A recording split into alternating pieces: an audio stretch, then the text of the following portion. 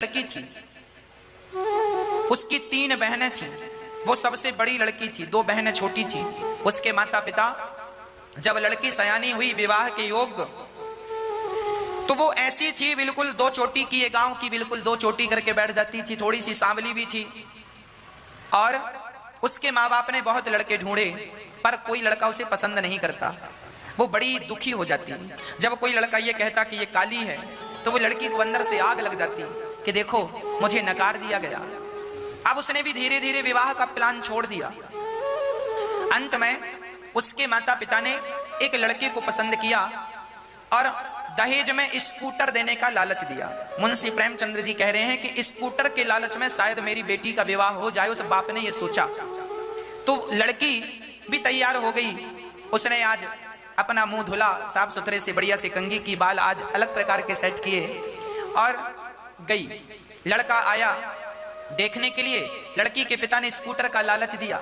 आया, लड़की ने चाय दी, लड़के ने देखा और इसने उसे देखा, उसने इसे देखा।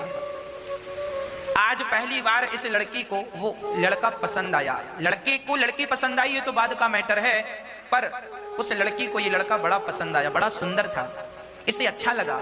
अभी ये मन मन में सोचने लगी, हे भगवान ये लड़का मुझे मिल जाए, मेरे पति के रूप में मेरा जीवन संवर जाए। 10 लड़के फेल हो गए, 10 बार मेरी शादी होते होते रह गई। अब मेरे माता पिता को कोई कष्ट ना हो, क्योंकि लड़की की शादी टूटती है ना तो माँ बाप बड़े परेशान होते। वो लड़की जो थी, उस लड़के से ना अंदर ही अंदर पहली मुलाकात में जरा प्रेम करने लग गई और लड़के वाले चले गए। 4 दिन बाद लड़के वालों की तरफ सबको उम्मीद थी कि जवाब आएगा कि लड़की पसंद है, पर जवाब आया कि लड़की बिल्कुल पसंद नहीं है, थोड़ी सी काली है, सांवली है। उसने तो सांवली कहकर इनकार कर दिया, पर चूंकि इसने तो उसे प्यार शुरू कर दिया, पहली प्यार होता है, हो गया तो हो गया। अब बड़े आनंद से वो रहने लगी, वो उसी के प्यार में जीने लगी। माता पिता से बोली बहनों की शादी करो, उसकी 2 बहनों की शादी हो गई। कुछ दिनों बाद उसकी माता गुजर गई, कुछ दिनों बाद उसके पिता गुजर गए, दोनों बहनें चली गईं। घर ये जो था, इसने भी अपना घर अपनी बहनों को दे दिया और एक शहर में जाकर एक छोटा सा जॉब करने लगी और अपनी पूरी जवानी, पूरी जिंदगी उस लड़के के प्रेम में गुजारने लगी। उसने फिर कहीं शादी का प्रोग्राम बनाया ही नहीं और ये काम इतनी मेहनत से करने लगी। अपने कमाई से इसने एक घर लिया, बढ़िया संपन्नता प्राप्त कर ली और एक जिस कंपनी में काम करती थी उस कंपनी में एक बड़े पद पर चली गई। सालों बीत गए, वो उस लड़के के एहसास में जीने लगी, उस लड़के के प्यार में। उस लड़के का कहीं और विवाह हो गया, उसके बच्चे सब हो गए, पर ये तो उसी के प्रेम में जिंदा है। लगभग 20 वर्ष 25 वर्ष बाद जहां ये काम करती थी, वहां एक बूढ़ा सा मैनेजर आ गया। उस मैनेजर ने जब इसे देखा तो इसे देखकर कहा, तुम फलाने की लड़की हो क्या? हाँ, तुम्हें कैसे पता? बोले तुम्हारा विवाह हुआ कि नहीं? उसने कहा हो गया मेरा विवाह। आपको क्या करना, मैनेजर बनने आए हो कि हमारी जन्म कुंडली देखने आए हो? अपना काम करो, हमसे क्यों पूछते हो विवाह किया कि नहीं?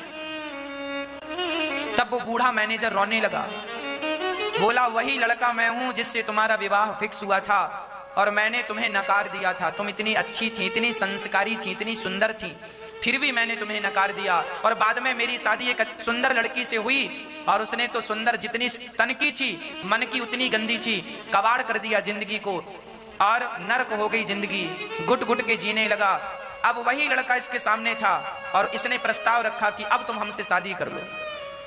अब आप बताओ, मेरा प्रश्न है आपसे, मुंशी प्रेमचंद्र जी पूछ रहे हैं पूरी कहानी के बाद, बताओ इस लड़की को इस लड़के से प्रेम अब विवाह करना चाहिए कि नहीं? जवाब दो, करना चाहिए, हाँ या ना? इस लड़की ने इनकार कर दिया, बोले मेरा विवाह तो आपसे उसी क्षण हो गया था जब मैंने पहली बार आपको देखा था। मेरे मन में आज भी आपकी वही छवि बनी है, पर अब मेरा शरीर अब और कहीं नहीं, केवल अपने प्रेम में मैं जिंदा रहूंगी, उसी प्रेम में आनंदित रहूंगी। देखिए ये है प्रेम। इसने प्रेम किया तो ये नहीं कि वो जाकर जबरदस्ती कहे मैं तुमसे प्यार करती हूं, चलो मेरे संग भाग चलो ना। अरे प्रेम का नाम त्याग है, त्याग ही प्रेम है। अपने प्रेमी के एक एहसास के भरोसे जिंदगी गुजार देना, ये प्रेम है। आजकल के लड़का लड़की प्रेम की परिभाषा ही नहीं जानते। उनको लगता है लड़की को लेके भाग जाना ही प्रेम है, लड़के को लेके भाग जाना। एक लड़की मेरे पास आई, बोली महाराज मैं फलाने लड़के से प्यार करती हूँ। मैंने कहा तो हमें क्यों बता रही हो? बोले महाराज जी मैं इस लड़के से प्यार इतना करती हूँ, विवाह करना चाहती हूँ। मैंने कहा वो लड़का क्या करता है? बोले उसने अपने माता पिता सबको छोड़ दिया है मेरे लिए। उसकी माँ तैयार नहीं थी, उसके पिता तैयार नहीं थे, तो मेरे लिए उसने अपनी माँ, अपना पिता, अपना घर द्वार सब छोड़ दिया। सोचो महाराज जी वो मेरे से कितना प्यार करता है। मैंने देखो लड़कियों को ऐसे ही लगता है, ये उल्टा सोचती हैं।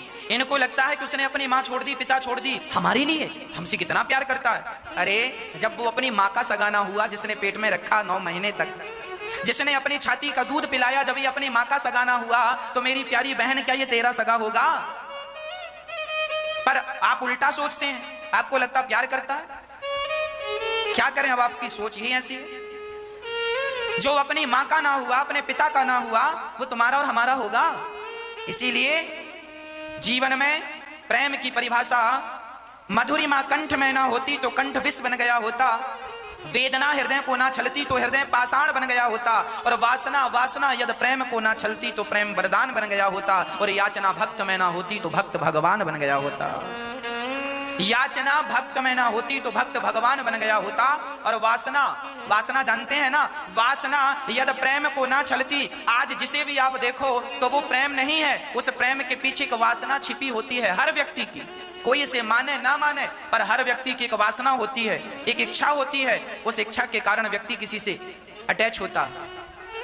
हाँ, इसीलिए कहा करता हूं आज के जमाने में सही गलत का ज्ञान, आपके भीतर सही निर्णय लेने की क्षमता आपके बच्चों के अंदर और आपके अंदर होनी आवश्यक है। सही समय पर सही निर्णय नहीं लिया गया तो जीवन भर रोने के सिवा कुछ भी हाथ लगने वाला नहीं।